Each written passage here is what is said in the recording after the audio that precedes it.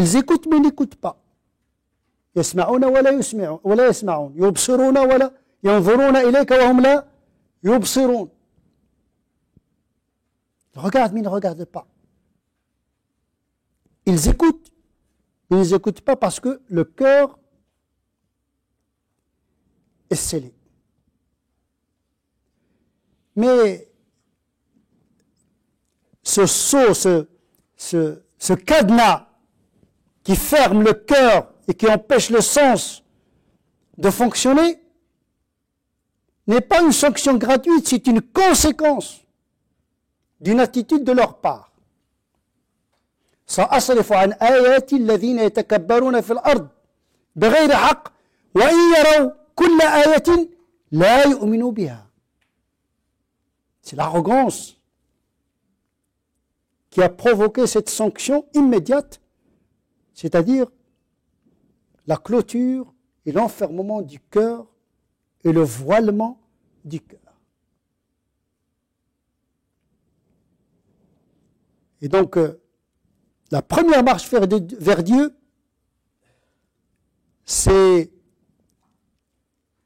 l'usage et l'utilisation et la gestion du sens afin de recevoir l'information qui vient de la nature, parce que Dieu ne cesse de nous parler à travers le destin, mais également à travers l'écoute de la parole d'Allah subhanahu wa ta'ala.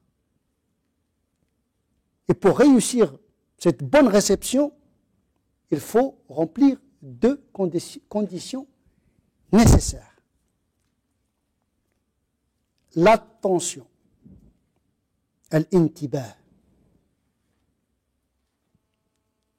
Combattre la distraction et l'ivresse mentale.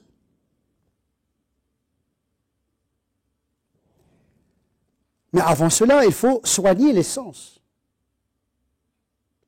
Il faut avoir des sens sains pour bien recevoir les informations. C'est pour cette raison que le prophète sallallahu alayhi wa sallam nous a enseigné dans un hadith un dua. Allahumma afini fi badani, Allahumma afini fi sam'i, Allahumma afini fi basari. Pourquoi? Pour en faire un bon usage. Pas pour passer la nuit à regarder des films n'importe quoi, ou d'écouter des paroles qui ne font que perturber et créer le bruit dans l'esprit. Allahumma afini fi badani, Allahumma afini fi sam'i, parce que généralement l'audition est plus performante quant à la réception de la vérité que l'image. C'est pour cette raison que nous appartenons à une tradition aniconique, parce que l'image parfois peut dérouter. C'est pour cette raison qu'il faut modérer le regard. Rad al-basar. Modérer le regard. Vous n'avez pas rad al-udn, rad al-sama', rad al-basar. Parce que trop d'images perturbe. Mais l'audition peut être plus sélective quant à la parole, quant à l'image. L'image est univoque. La parole, elle peut s'apprêter à l'intelligence de l'interprétation.